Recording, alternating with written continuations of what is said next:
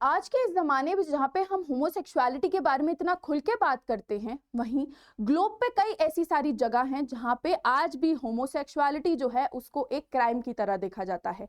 ऐसी ही एक जगह है इंडोनेशिया में, जिसके बारे में आज हम बात करने वाले हैं। और इंडोनेशिया को इन पर्टिकुलर लाने का मुद्दा जो था वो यही था कि हमने पास्ट में टाइम एंड अगेन देखा है कि कई बार हमसे इंडोनेशिया के एस्पेक्ट में प्रश्न पूछे जाते हैं। इसीलिए I felt it relevant to discuss PYQs and practice question जब हम इस टॉपिक को डिस्कस कर रहे होंगे।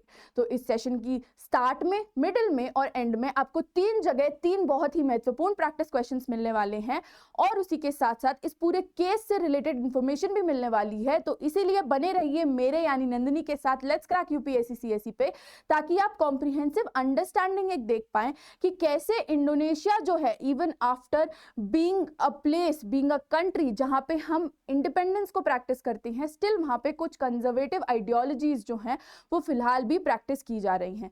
अगर मैं बात करूं एक प्रीवियस ईयर क्वेश्चन की, जैसा कि आपको प्रॉमिस किया कि शुरुआत में मिलेगा, तो ऐसे क्वेश्चन पूछे जाते हैं with respect to your islands, जो कि सिर्फ यूपीएससी नहीं बल्कि आपकी स्टेट पीसीएस में भी पूछे जाते हैं, जो कि पूछते हैं कि वेस्ट टू ईस्ट में करेक्ट सीक्वेंस क्या होगा आइलैंड्स ऑफ इंडोनेशिया का, जिसको याद करने का एक तरीका है। बट आप में से जिसको भी इस सवाल का जवाब पता है वो मुझे कमेंट सेक्शन में बता सकता है।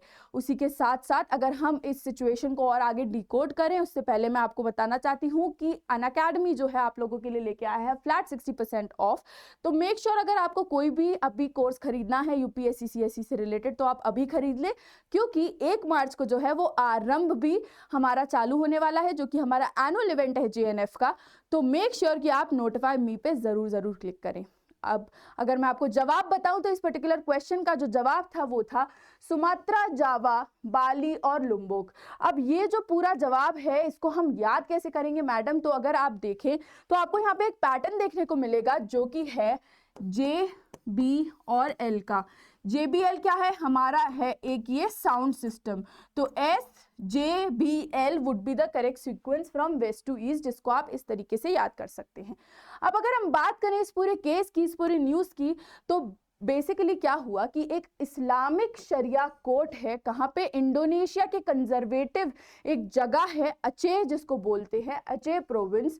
उसमें फरवरी 24 2025 यानी कि रिसेंटली ही 2 आदमियों को, 2 मेन को for having gay sex, for having a gay relationship, उनको छड़ी से पीटने की जो है वो सजा दी गई है, केनिंग की सजा दी गई है। अगर आप देखें तो जो लीड जज था उसने कहा क्योंकि ये जो परपिट्रेटर्स ऑफ द क्राइम थे वो अपने बेस्ट बिहेवियर पे थे, इसीलिए 100 कोड़े जो हैं या 100 छड़ी जो हैं हम वो नहीं पड़वाएंगे, बल्कि हम 85 और 80 पे सेटल कर लेंगे। हम इतनी जो है वो जेनेरोसिटी दिखा सकते हैं। बट क्या आप मुझे बता सकते हैं कि इस पूरे मुद्दे में एक्चुअल में गलती ही क्या है? इस जेनेरोसिटी की जो बात कर रहे हैं, क्या वो एक्चुअल में एक ह्यूमन राइट्स का हनन नहीं है कि आप किसी के घर में घुस के ये देख रहे हैं कि वो एक्चुअल में अपनी प्राइवेट लाइफ में क्या कर रहे हैं?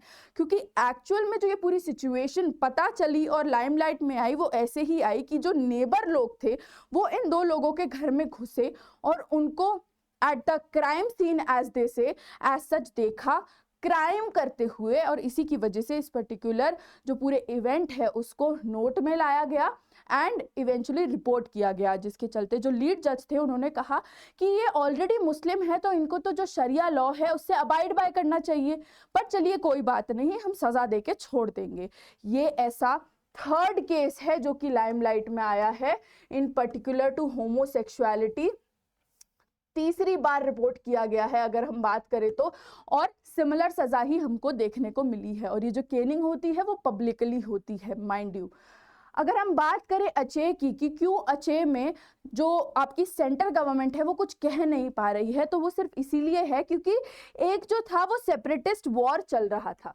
अब इस सेपरेटिस्ट वॉर को 2006 में एंड करने के लिए जो सेक्युलर सेंट्रल गवर्नमेंट थी इंडोनेशिया की, उन्होंने कहा कि ठीक है आप अचे में जो है वो शरिया लॉ अपना लगा सकते हो, हम कुछ नहीं कहेंगे, क्योंकि वहां पे जो थी वो मुस्लिम मेजॉरिटी में प्रेजेंट थी। अब उसके चलते अगर हम देखें तो जो 1% माइनॉरिटी है उसको भी ये लॉ को फॉलो करना पड़ता है, क्योंकि वो अचे में रहते हैं। तो आप देखिए कि कितनी ज्यादा जो आपके ह्यूमन राइट्स हैं उनका हनन हो रहा है, नॉट बिकॉज की पनिशमेंट जो है वो इतनी सीवियर मिल रही है, बट ऑल्सो बिकॉज की जो माइनॉरिटी है उनकी कोई कल्चरल सिग्निफिकेंस है ही नहीं, उनकी कोई वैल्यू है ही नहीं। अगर आप देखें अचे के बारे में तो it is the only province जो कि इस्लामिक शरिया लॉ को प्रैक्टिस करती है और उसका एक वर्जन जो है उसको ऑब्जर्व करती है, because it has been already promised by the central government, तो वो कुछ कर नहीं सकते। अब इससे रिलेटेड आपसे एक सवाल पूछा जा सकता है, जो कि है कि आपको इन सारे स्टेटमेंट्स को बेसिकली कंसिडर करना है और आपको बताना है कि इनमें से कौन सा स्टेटमेंट जो है वो करेक्ट होगा। इसका जो करेक्ट आंसर है वो आपके अगले वीडियो में बताऊंगी, पर तब तक आगे का जो ये पूरा शरिया लॉ है उसको हम थोड़ा सा डिस्कस करते हैं कि क्यों होमोसेक्सुअलिटी पे इतनी पाबंदियां हैं। तो ऐसा नहीं है कि जो सजा है वो सिर्फ होमोसेक्सुअल होने पे ही मिलेगी, बल्कि ये जो केनिंग की सजा है वो अगर आप जुआ खेलते हैं यानी कि गैम्बलिंग करते हैं, अगर आप दारू पीते हैं, मांस वगैरह खाते हैं, तो भी आपको मिलेगी। उसी के साथ साथ जो भी औरत टाइट कपड़े पहनती है उनके ऊपर भी ये सजा जो है वो इम्प्लीमेंट की जाएगी। एंड साथ ही साथ अगर कोई भी मेल जो है या कोई भी आदमी जो है वो फ्राइडे की जो प्रेयर्स है उसको मिस करता है तो उसको भी सिमिलर सजा आपको देखने को मिलेगी। अब इस पे इतना बैकलैश क्यों है, इस पे इतनी परेशानियां क्यों हमको देखने को मिल रही हैं? क्योंकि जो ह्यूमन राइट्स के ग्रुप है वो क्रिटिसाइज कर रहे हैं इस लॉ को।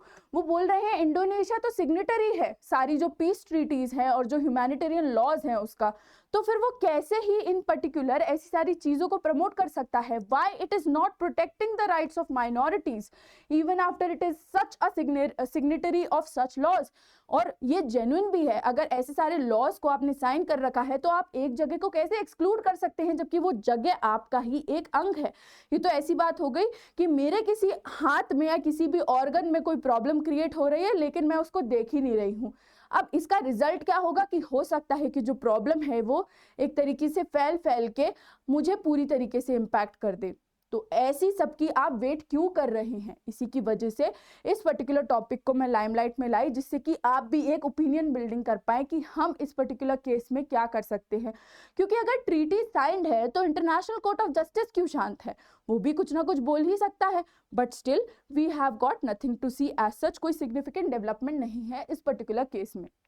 अगर हम बात करें सेंटर की हेल्पलेसनेस का, तो इंडोनेशिया की जो नेशनल क्रिमिनल कोड है वो रेगुलेट नहीं करता होमोसेक्सुअलिटी को, लेकिन जो गवर्नमेंट है वो स्ट्राइक डाउन भी नहीं कर पा रही है शरिया लॉ को अचेय में, क्योंकि उसने ऐसा था कि जब बहुत ही डेस्परेट टाइम्स थे तब उसने बोल दिया था कि आपको कर लो जो करना है, बट अब जो हो रहा है वो एक्चुअल में देखा नहीं जा रहा।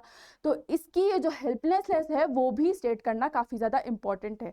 हालांकि जब अडल्ट्री हुआ करती थी इस एरिया में तो एक सजा थी कि आपको पत्थरबाजी करके मार दिया जाएगा, you will be stone pelted till death, जिसपे सेंटर ने काफी ज्यादा दबाव बनाया और इवेंचुअली ये जो पर्टिकुलर पनिशमेंट थी उसको ड्रॉप कर दिया गया था। अब अगर ये ड्रॉप किया जा सकता है तो ऑब्वियस सी बात है कि कुछ सिग्निफिकेंट डेवलपमेंट्स करके, कुछ लूप होल्स फाइंड आउट करके हो सकता है कि ये जो शरिया लॉ है उसको भी ब्रॉट डाउन कर दिया जाए। बट इसके लिए जरूरी है कि इंडोनेशिया की सेंट्रल गवर्नमेंट पे भी बहुत ही ज्यादा प्रेशर बनाया जाए, ताकि ऐसी सब जो सिचुएशंस हैं वो उसको इंटरनेशनल पर्सपेक्टिव से थोड़ा देखे और एक ग्लोबल चैलेंज की तरह ट्रीट करके उसको रिजॉल्व करे। Because now is high time कि ऐसा जो भी ह्यूमैनिटी के अगेंस्ट चीजें हो रही हैं उसको हम एड्रेस करें। ये एक प्रैक्टिस क्वेश्चन है with respect to the case जो हमने आज डिस्कस किया। अगर आप चाहें तो इसको इवैल्यूएशन के लिए मुझे मेरे मेल पे या टेलीग्राम पे भेज सकते हैं, because this can come in your ethics का paper, this can come actual में, क्योंकि ये एक बहुत ही इंटीग्रल केस स्टडी है with respect to your international relation.